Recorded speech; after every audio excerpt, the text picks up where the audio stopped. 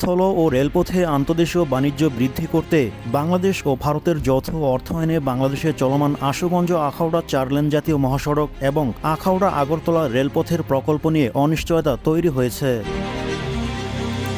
গেল ৫ আগস্ট আওয়ামী লীগ সরকার পতনের পর দুই প্রকল্পের নিয়োজিত ভারতীয় ঠিকাদারি প্রতিষ্ঠানের প্রায় ৩০০ কর্মকর্তা কর্মচারী নিজ দেশে চলে যাওয়ায় বন্ধ রয়েছে দুই প্রকল্পের নির্মাণ কাজ।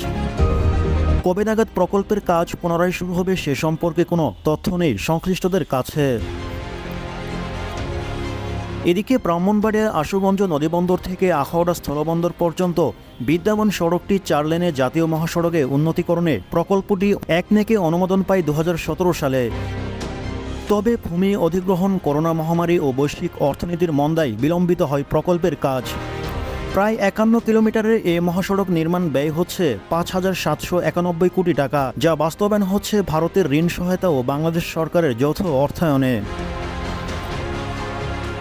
৩টি প্যাকেজের মাধ্যমে করা প্রকল্পের প্রথমটি আশুগঞ্জ থেকে সরাইল, দ্বিতীয়টি সরাইল থেকে আখাউড়ার তন্তবাজার এবং তৃতীয় প্যাকেজটি তন্তবাজার থেকে আখাউড়া স্থলবন্দর পর্যন্ত।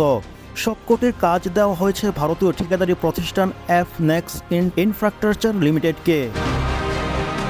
এর মধ্যে তৃতীয় প্যাকেজের কাজ এখনও শুরু করতে পারেনি প্রতিষ্ঠানটি। ৩ দফায় বাড়ানো প্রকল্পের মেয়াদ শেষ হচ্ছে আগামী বছরের জুনে। এখন পর্যন্ত প্রকল্পের অগ্রগতি মাত্র ৫০%। আশুগঞ্জ আখাউড়ার ৪ লেন জাতীয় মহাসড়ক প্রকল্পের প্রকল্প ব্যবস্থাপক মোহাম্মদ শামীম আহমেদ গণমাধ্যমকে বলেন, গেল মাসে ছাত্র জনতা গণ অভ্যুত্থানের পর নিরাপত্তাজনিত কারণে ঠিকাদারি প্রতিষ্ঠানে প্রায় ৩০০ কর্মকর্তা কর্মচারী ভারতে চলে যান। ফলে কাজ বন্ধ হয়ে যাওয়ায় মহাসড়কের বিভিন্ন অংশে সেতু ও কালভার্ট নির্মাণ অসম্পূর্ণ অবস্থায় রয়েছে। অরক্ষিত অবস্থায় পড়ে রয়েছে নির্মাণ সামগ্রী ও দামি যন্ত্রাংশ। তিনি আরও গণমাধ্যমকে জানান, ভারতীয় হাইকমিশন থেকে ঠিকাদারি প্রতিষ্ঠানকে নিরাপত্তার কথা বলে পুনরায় বাংলাদেশে এনে কাজ করানোর অনুমতি দেওয়া হচ্ছে না। মোহাম্মদ শামীম আহমেদ বলেন, আমরা আনুষ্ঠানিকভাবে ভারতীয় কর্মকর্তাদের সঙ্গে বিভিন্নভাবে যোগাযোগ করে জানতে পেরেছি হাইকমিশন থেকে সবুজ সংকেত পেলে তারা বাংলাদেশে আসবেন এবং বাংলাদেশে এসে তারা কাজ শুরু করবেন। তবে এর কোনো সুনির্দিষ্ট তারিখ এখনও বলা যাচ্ছে না। এক প্রশ্নের জবাবে তিনি বলেন, প্রকল্পের কাজ যেহেতু পরিকল্পিতভাবে চলছিল, যেহেতু এই মুহূর্তে কাজ বন্ধ রয়েছে এবং সামনে আরও কতদিন বন্ধ থাকবে এই মুহূর্তে যেহেতু তা বলা যাচ্ছে না, সেই হিসেবে বলা যায় প্রায় প্রকল্পের মেয়াদ বৃদ্ধি হতে পারে। সেক্ষেত্রে প্রকল্পের ব্যয় বাড়বে ও আবার কমতেও পারে। সুনির্দিষ্ট করে এখনো কিছু বলা যাচ্ছে না। এর ফলে কবে নাগাদ প্রকল্পের কাজ শুরু হবে সেটিও স্পষ্ট করে বলা হচ্ছে না।